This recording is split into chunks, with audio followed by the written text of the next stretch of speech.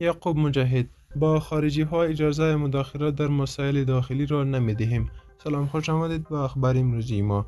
جزئیات بیشتر را در ویدیو تماشا کنید و کانال ما را سابسکرایب نمایید.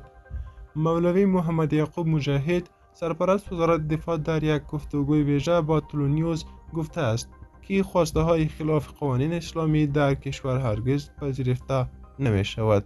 آقای مجاهد همچنان گفته که برخی از خواستهای جامعه جهانی خلاف شریعت اسلامی و فرهنگ افغانستانند که برای حکومت سرپرست قابل پذیرش نیست.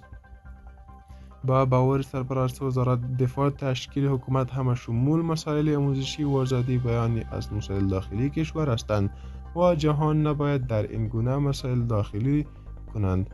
محمد یعقوب مجاهد، سرپرست وزارت دفاع، به تلو نیوز گفته است ما در مسائل داخلی اجازه مداخله با خارجی ها را نمی دهیم. این که نوعیت حکومت چگونه است، با کدام شکل باشد، کی در حکومت باشد و کی نباشد، سلسله آموزش چگونه باشد و همین گونه در مورد آزادی بیان باید چگونه رفتار کنید. پالیسی ما از گذشته این گونه بوده که افغان ها خودشان باید در این زمینه تصمیم بگیرند.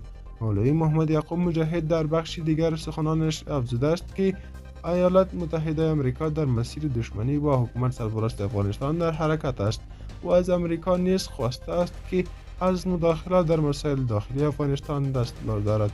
این بود اخبار امروزی ما. تا اخبار دیگر کانال ما را سابسکرایب نمایید. وقت خوش. خدا نگهدار.